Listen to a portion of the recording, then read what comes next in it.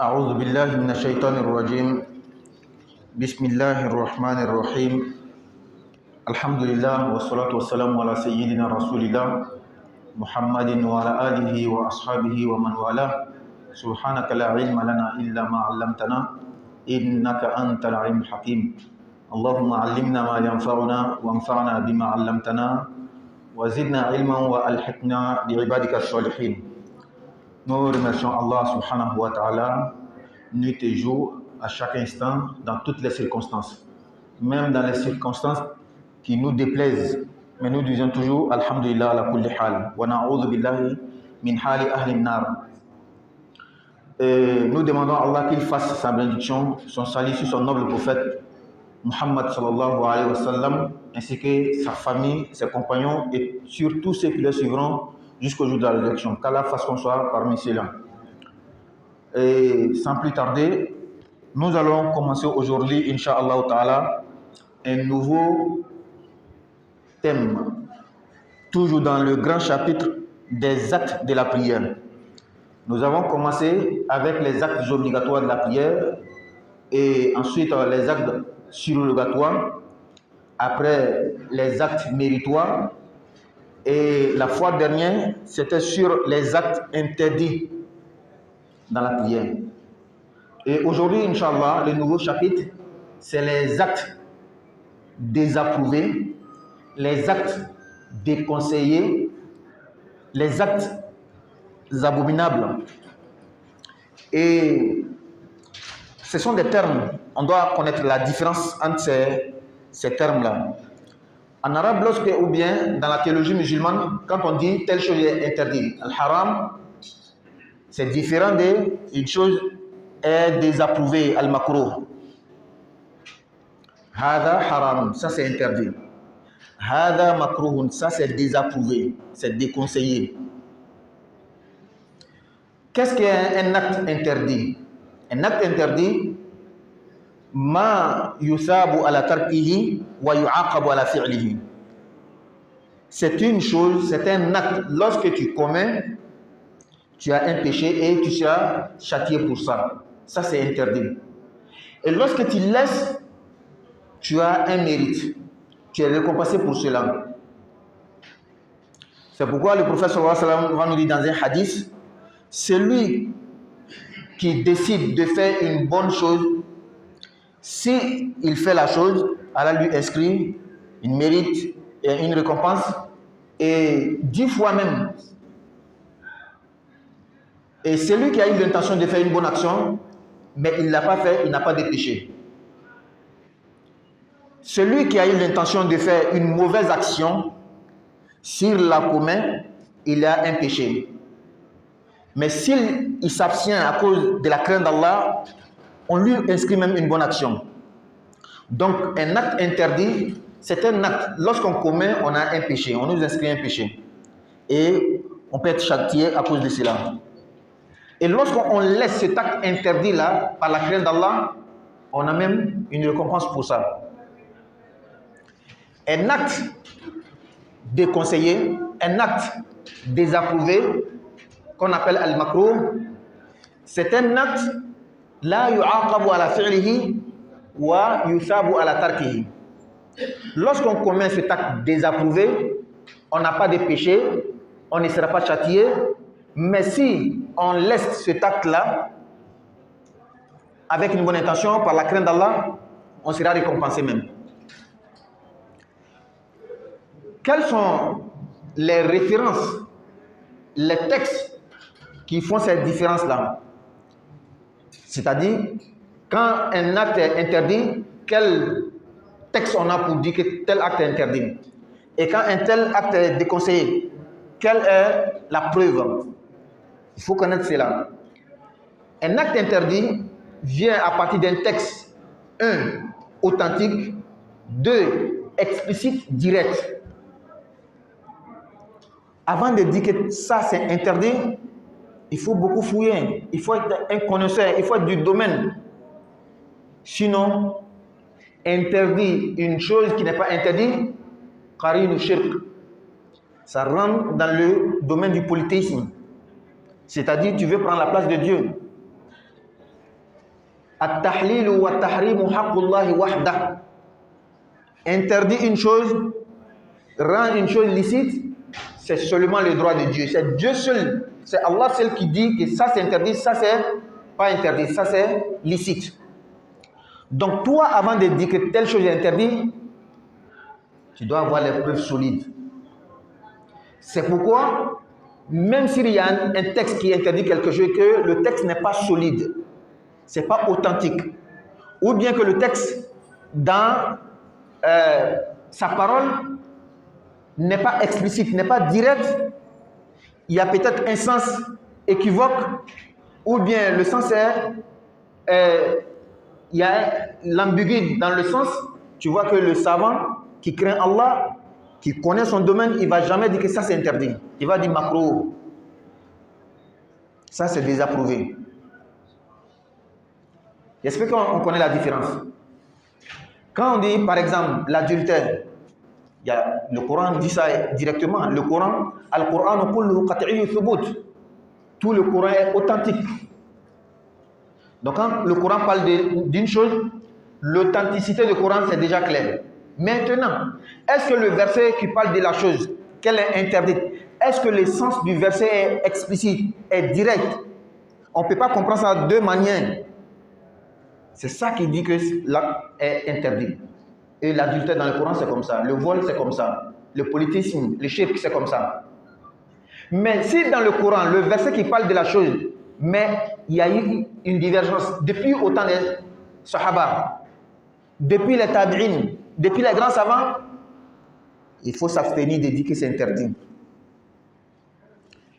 Donc, un acte désapprouvé qu'on appelle al-makruh, quelle preuve montre ça? Quel texte montre ça? Soit un texte qui dit que ça c'est interdit, mais en étudiant le texte avec les outils qu'il faut, on s'aperçoit que c'est pas aussi tonique, il n'y a pas aussi accent comme ça dessus. Donc le savant va s'abstenir directement pour dire que c'est interdit. C'est pourquoi on nous dit chaque fois, il faut apprendre. Il faut être dans le domaine avant d'expliquer les textes. Sinon, je comprends arabe, je suis allé à l'école, j'ai fait quelques temps là-bas, ou bien je suis allé à l'université, je comprends arabe, tu prends un hadith, ou bien un verset, on dit que Naha Rasulullah an kaza, le prophète a interdit telle chose. Comme toi tu entends interdit, c'est fini, c'est que c'est interdit, c'est que c'est haram. Non, non, non, c'est pas comme ça en fait. C'est pas comme ça en fait. Tu fais ça le jour de la résurrection, Allah va te demander. Pourquoi? Parce que tu n'as pas fait l'effort qu'il faut. Tu as fait un effort artificiel, superficiel. Toi, tu connais combien de hadiths? À cause de un que toi tu as vu aujourd'hui là seulement, c'est que telle chose est interdite. Demain maintenant, quand Allah va te donner longue vie, 10 ans après, tu vas découvrir un autre hadith. Déjà, à cause de ça, on ne peut pas dire que c'est interdit. Mais la moindre des choses, on va dire que c'est makruh. Quand on donne la bonne compréhension, ça c'était une introduction pour comprendre ce qu'on veut dire.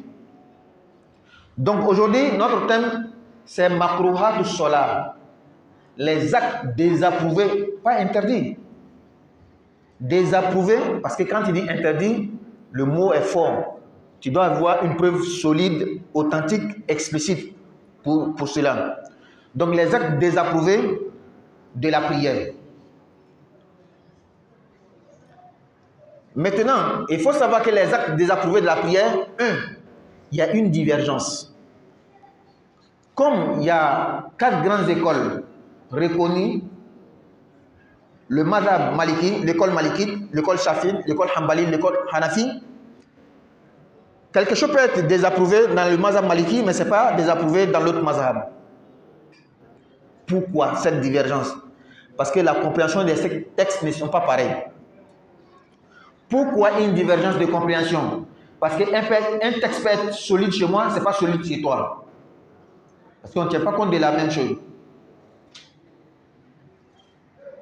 Donc, il faut comprendre cela aussi. Et on est en train d'utiliser un livre, Al-Akhdari. Il peut mentionner des choses ici, quelque part tu ne vas pas voir. Ou bien il y a des choses que tu vas entendre quelque part, que c'est désapprouvé, tu ne vas pas voir ici. Mais Inch'Allah, avec le temps, peut-être qu'on va dire d'abord ce qui est dans le livre et la prochaine séance, on va dire ce qui n'est pas dans le livre. Ou peut-être qu'on va mélanger. Et sans plus tarder, on va avec les actes désapprouvés, qui n'est pas approuvé. Il n'y a pas une preuve solide dessus, ou bien explicite dessus. Ça aussi, c'est notre domaine. Hein. Il faut apprendre les hadiths pour connaître. Bien. Donc, le premier acte désapprouvé, déconseillé dans la prière, à l'iltifat, c'est de se tourner. Tourner la tête, tourner les yeux, tourner le corps. Quand je prie, Allahu Akbar, et je me tourne comme ça pour regarder à droite ou à gauche, c'est désapprouvé. Ou bien je prie, avec les yeux, je regarde à côté. Qu'est-ce qui se passe? Parce que moi, j'aime savoir tout ce qui se passe. Et regardez, quand je me tourne comme ça, est-ce que ma prière est gâtée? Non. Mais l'acte que je fais là, est-ce que c'est approuvé? Non. C'est un acte désapprouvé. Et on a défini, qu'est-ce que veut dire un acte désapprouvé? Un acte que quand tu fais, tu n'as pas de péché, mais si tu laisses, tu as le mérite. Qu'est-ce que toi tu veux? Le mérite ou sans mérite? Mérite. Donc quand on te dit que ça c'est désapprouvé, il faut laisser, même s'il n'y a pas péché dedans. Même si ça n'annule pas ta prière. Et surtout pour quelqu'un qui sait, il est vraiment conscient que ça c'est désapprouvé, mais il fait délibérément, par exprès il fait. Là ça devient de l'amusement. Là ça devient de manque de considération de ce que tu es en train de faire. Et peut-être aller plus loin, ça peut te causer du préjudice. Donc quand on prie, on se concentre. Dans un texte, le prophète sallallahu alayhi wa sallam va nous dire, regardez à droite et à gauche là, c'est un moyen pour le diable, Satan, de voler les bénéfices de notre prière. Quand tu es dans la prière, tu dois être concentré. L'esprit, le corps doit être fixé sur ce que tu es en train de faire. Parce que tu es devant le Seigneur de l'univers. Parce que tu as une audience avec le Créateur par excellence. Et tu te permets de te détourner de lui, de regarder à droite ou bien à gauche.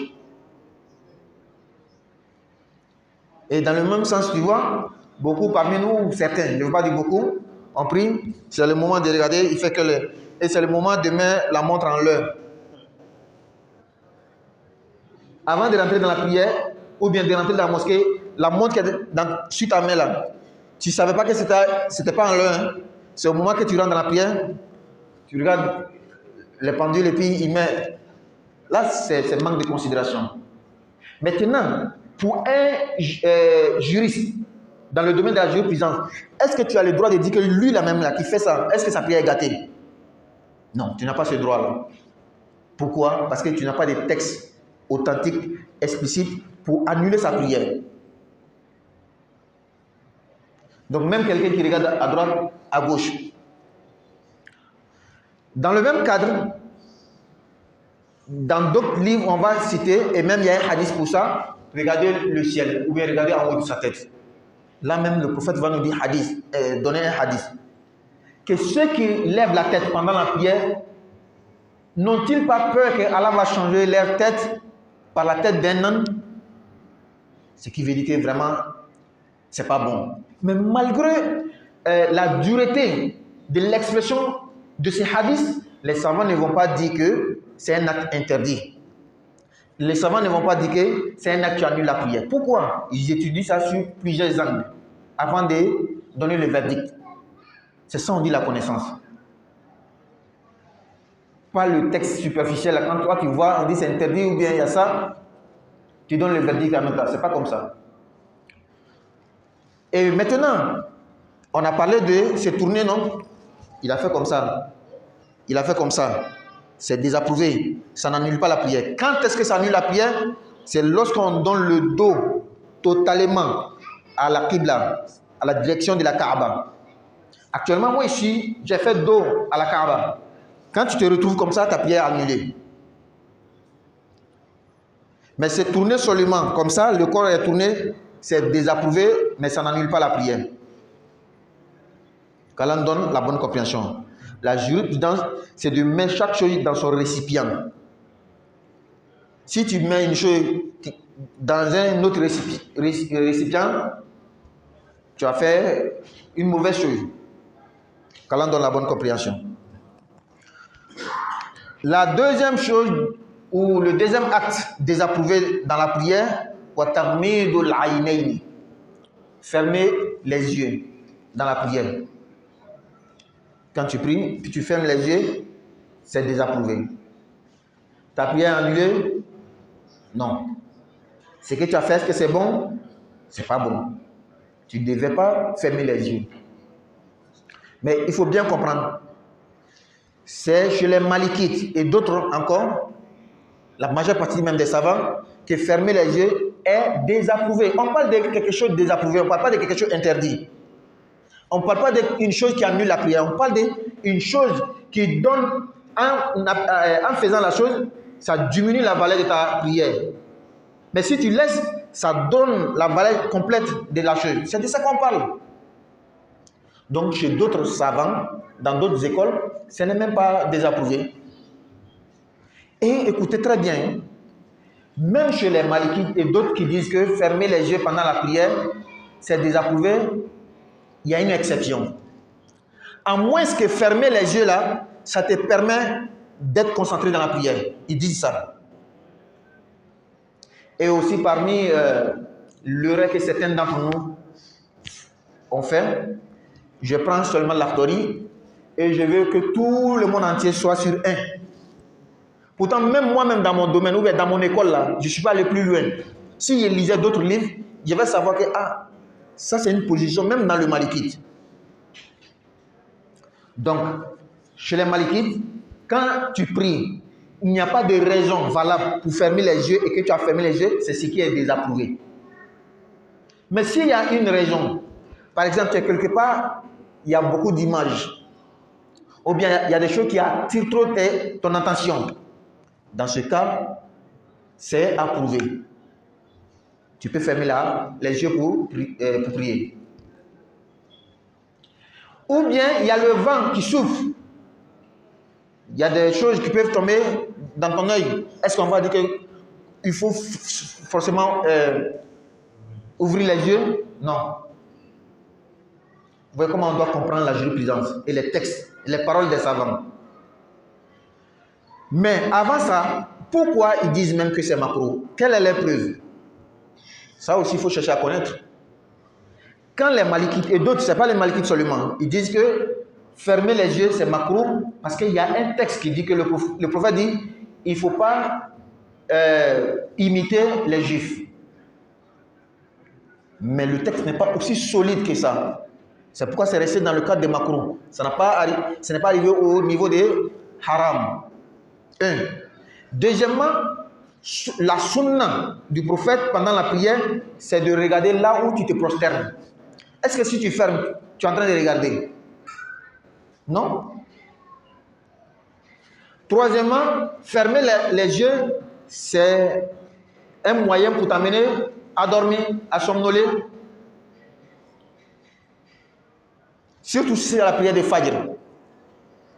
Au moment que tu te réveilles, entre le réveil et la prière, 10 minutes, 5 minutes, il y a toujours le sommeil dans tes yeux. Et c'est en ce moment-là que tu viens fermer les yeux. Tu vas t'en rendre compte, nous on est déjà parti dans le coup pour te laisser. Donc, fermer les yeux, ce n'est pas la sunna de la prière. La sunna, c'est de regarder où tu te prosternes. Et là, peut-être beaucoup d'entre nous ne connaissent pas. Quand il prie, lui il regarde seulement le mur. Non, quand tu pries, il y a un lieu fixe que tu dois regarder. Là où tu te prosternes.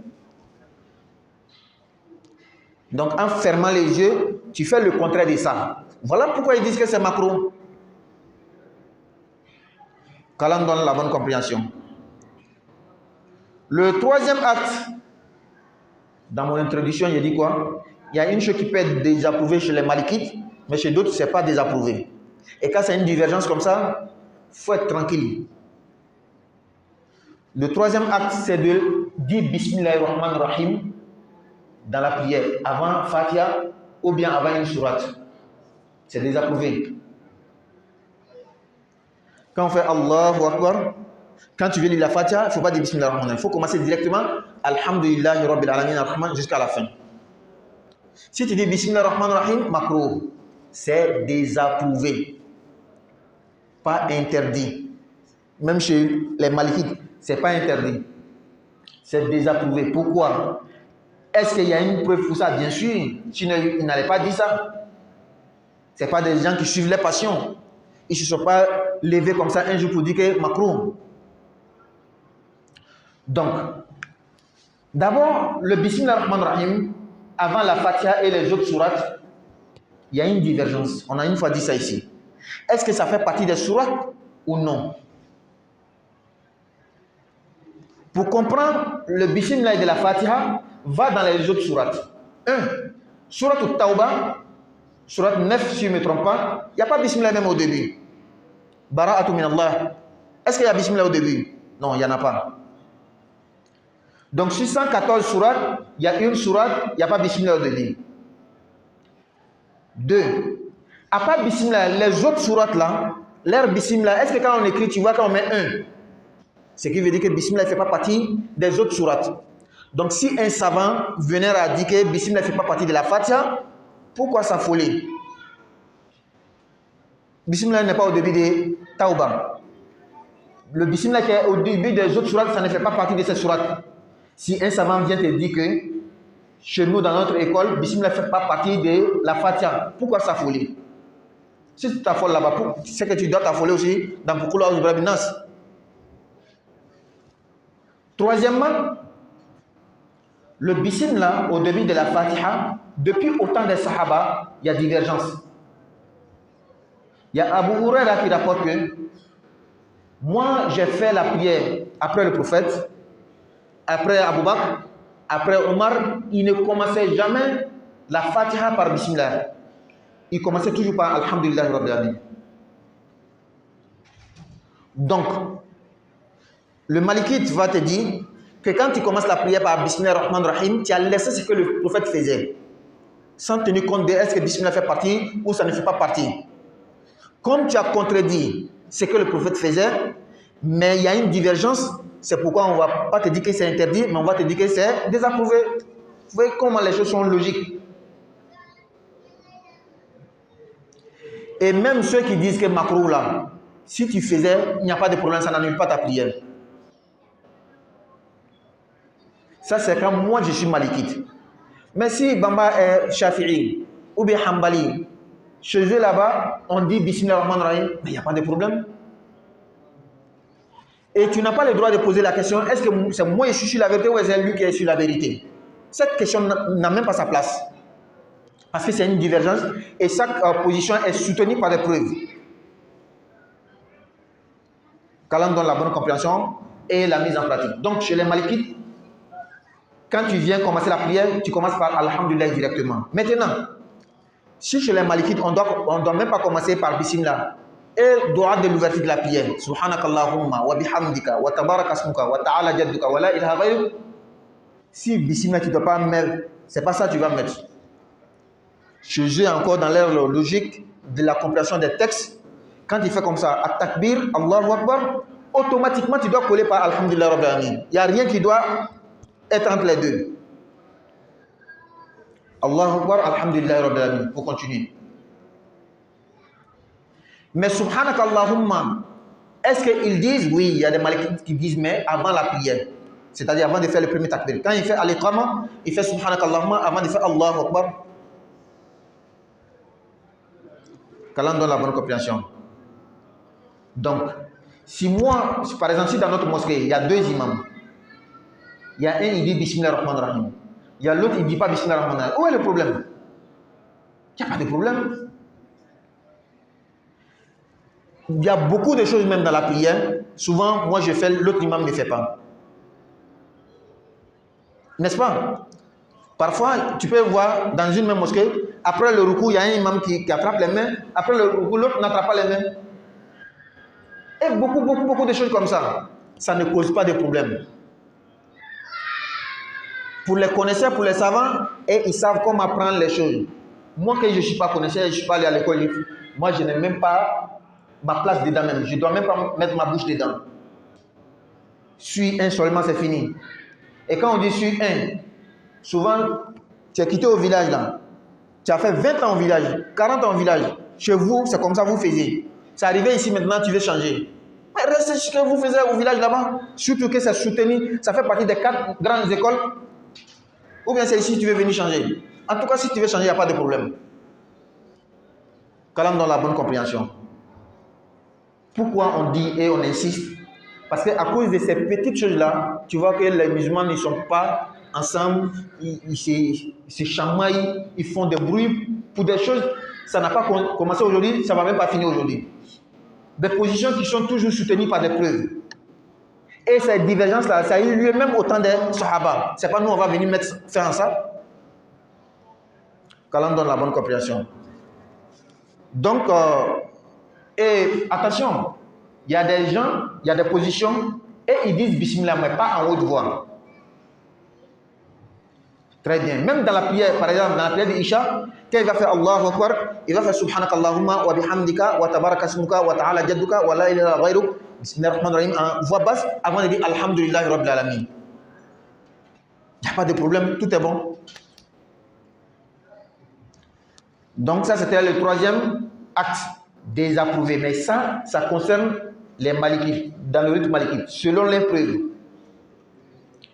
Si tu vois Imam Sudais, tu entends même dire Bismillahirrahmanirrahim, mais il n'y a pas de problème, il est hanbalite. Dans un pays hanbalite, en Arabie Saoudite là-bas. Quand tu vois à la télé un imam au Maroc, dans le Maghreb, quand il fait Allah Akbar, automatiquement il dit Alhamdulillah, tu te poses la question, mais lui il ne dit pas Subhanakallah bien. Il ne dit pas Bismillah. Non, lui il est malikite. La question va toujours revenir. Mais pourquoi Maliki? Pourquoi pas prophète? Cette question vient toujours et ça ne va jamais même s'arrêter. On va te dire, c'est prophète selon l'explication de Maliki. Sans explication, on ne peut pas comprendre un texte. Parce que même toi-même qui dis que arrêtons de dire Shafi'i, arrêtons de dire Ahmad bin Hanbal, arrêtons de dire Abu Hanifa, arrêtons de dire Malik, toi-même tu veux comprendre pour toi. C'est pour toi que tu veux comprendre, c'est pourquoi tu dis de le laisser pour cela. Tu vois beau faire, c'est pour toi que tu es en train de dire. C'est-à-dire que toi tu dis, prenons les hadiths tels qu'ils sont, il ne faut pas on va expliquer. De la manière, le sens artificiel est là, prenons comme ça. C'est une position de compréhension de ce que tu es en train de nous imposer. N'est-ce pas? C'est une manière de compréhension, je dis bien une manière de compréhension des textes que tu es en train de nous imposer. Pas le texte lui-même. Sinon, l'imam Malik, c'est sur le même texte il s'est basé, mais avec une autre compréhension. Il va te dire que non, tu vois ce hadith-là, non? Ça contredit un verset. Dans un sens du savoir, bien sûr. Quand il dit contredit, quelqu'un va dire, mais comment un hadith peut contredire le verset coranique? Non, c'est une manière de comprendre. Quand Imam Malik voit que mais ce hadith-là, il contredit la généralité, par exemple, de ces versets, il va dire non, moi je ne peux pas prendre le hadith. Ou bien je ne peux pas prendre le hadith dans ce degré. Je ne peux pas placer le hadith là-bas. Ce qui veut dire que Imam Malik est en train de suivre toujours le texte. Mais toi, tu veux qu'il laisse son raisonnement pour suivre toi ton raisonnement, mais pas le texte. Je donne un autre exemple. Imam Malik va te dire que pendant le Ramadan, quand tu oublies, tu as bu de l'eau, le jour-là, tu dois rembourser. Tu as oublié, non? Mais tu vas rembourser. Toi, tu vas venir dire que non, Imam Malik, pourquoi il dit ça? Pourtant, le prophète dit, sallallahu alayhi wa sallam, celui qui oublie, il boit, il mange, qu'il continue son jeûne, fa'innama at'amahullah wa saqa. C'est Allah qui l'a donné à boire, c'est Allah qui l'a donné à manger. Imam Malik est contre le texte. Non. Il est contre ton raisonnement, pas le texte. Parce que Imam Malik va te dire que ce même hadith-là, il a dit fa'innama at'amahullah wa saqa, il n'y a pas de péché. Que le hadith veut simplement dire que tu n'as pas de péché, comme si quelqu'un qui faisait par exprès. Mais le hadith n'a pas dit que tu ne rembourses pas. C'est le même hadith, c'est le raisonnement qui est différent. Imam Malik va aller plus loin. Il va dire que quand tu es dans la prière, tu as oublié le ruku. Tu as oublié, hein? Après la prière, quand tu te rappelles là, est-ce que ta prière est bonne? Tout le monde est d'accord que la prière n'est pas bonne. Est-ce que parmi les piliers du jeûne là, il n'y a pas manger, boire dedans? Mais pourquoi quand c'est prière, quand tu oublies un pilier, ça annule? Mais quand c'est le jeûne, quand tu oublies un pilier, ça n'annule pas. Il est en train de suivre toujours un texte, mais selon un raisonnement. Toi, tu refuses le raisonnement, tu dis qu'il refuse le texte. Et il va te demander encore, est-ce que le type qui est venu demander au prophète là, que moi j'ai oublié de boire, est-ce que dans le texte, il y a une différence? Est-ce que c'est le jeûne obligatoire ou bien c'est le jeûne surrogatoire? C'est pas mentionné dedans. Donc moi, Maliki, je vais dire que le hadith là, mettons ça dans le cas des surrogatoires. Mais obligatoire, ça c'est difficile, je ne peux pas mettre là-bas. Qu'Allah donne la bonne compréhension. C'était juste une parenthèse pour te dire que quand nous on dit Malik, on dit Shafiri, on dit Hanbali, ce n'est pas eux qui sont prophètes vers nous. Toi, tu nous dis que laissons tout ça, prenons le hadith directement dans Bukhari, dans Muslim. Nous, on dit que non. Tu es en train de nous imposer ton raisonnement, mais pas le hadith. Qu'Allah donne la bonne compréhension et la mise en pratique. Mais chacun est libre de faire ce qu'il veut. Surtout que on va faire combien de temps sur la terre? 60-70 ans même, c'est peut-être. Qu'Allah donne la bonne compréhension. Et à côté de Bismillah, il y a A'udhu billahi minash shaitanir rajim. Chez les Malikites encore, A'udhu billahi minash shaitanir rajim dans la prière, c'est désapprouvé, pas interdit, toujours on répète. Donc quand tu commences, Allahu Akbar, automatiquement Bismillah ar-Rahman ar-Rahim. Il ne faut pas dire A'udhu billahi minash shaitanir rajim.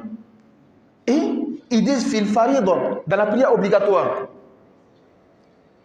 Wa yajuzani, Bismillah ar-Rahman ar-Rahim, A'udhu billahi minash shaitanir rajim, sont permis fin nafila, dans une prière surrogatoire. Quand tu te lèves la nuit pour prier, tu peux faire A'udhu billahi, tu fais Bismillah ar-Rahman ar-Rahim. Mais la prière obligatoire là, il ne faut pas dire Bismillah ar-Rahman ar-Rahim. Pourquoi? On a donné le hadith authentique, hein, qui dit que moi j'ai fait la prière après le prophète, après Abu Bakr, après Omar, personne ne disait Bismillah ar-Rahman, il disait automatiquement Alhamdulillah Rabbil Alamin. Qu'Allah donne la bonne compréhension. Donc, on va s'arrêter ici. On va revenir sur ce qu'on a dit en Baqara. Et on va s'arrêter. Alhamdulillah, mala fokala wal malom. Bien, on va regarder Boulamika. Baramina konini. Silikono. A konini. C'est-à-dire à Tchemani. Kuka ke silikono. Sharia kono la haramu. Ani fen koni kelente.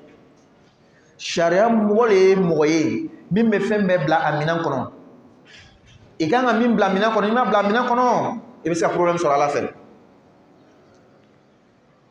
o ko son sharia be kalali akalan tuwa la akalan yoro la ka so be sharia kan fo ni ma sharia akalan tuwa la ni ki dado sharia la e be sa problème sur donc fami ye haramu ye o ye fɛn ye ni ka kɛ i bɛ jurumu sɔrɔ ni ka to i bɛ baraji sɔrɔ o ye haramu ye fɛn min ni a kɔni ne ni makuruhu le o ye fɛn ye ni ka kɛ i tɛ jurumu sɔrɔ nka ni ka to i bɛ baraji sɔrɔ seli kɔnɔ fɛn min ye haramu ye n'a bɛ seli tiɲɛ an k'o fɔ ka tɛmɛ nka seli kɔnɔ fɛn min n'a kɔni ne ni ka kɛ haramu tɛ a ti ka seli tiɲɛ mɛ ni ka to ile cɛ ka ɲi ani fɛn tɔw yɛrɛ la o ye fɛn ye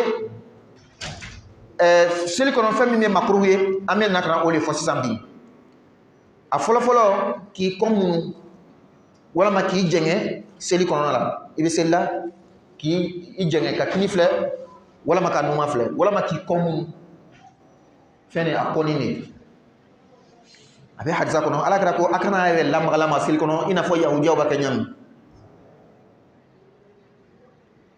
ala kɛra ko a kana kɛ mais muna hadisa na akuma sigi cogoya bɛɛ lɔnnikɛbagaw ma fɔ haramu ye o ma fɔ seli cɛnfɛn ye hadisa a nacogoya kosɔn a sabati cogoya kosɔn o la n'i bɛ seli la k'i kɔmunu k'i jɛngɛ k'i kɛrɛ filɛ kini walama numan fɛn ni min kɔni bɛ seli kɔnɔ silamɛ ma kan ka kɛ silamɛ ye mɔgɔ le ye n'a nana seli la a bɛ hadari n'a dusukun n'a farisogo ye ka hakili bila seli le kan ni selila ala le ye ma kan ka kini filɛ ma kan ka numan filɛ a b'o cogoya kelen na ka to seli la ka sanfɛ yɔrɔ filɛ o yɛrɛ hadisa dɔ b'a kan min b'an bagabaga kira ko mɔgɔ min bɛ to k'o kun kɔrɔta seli la yala o tɛ siran ko ala b'o o kunkolo yɛlɛma ka kɛ fali kun ye wa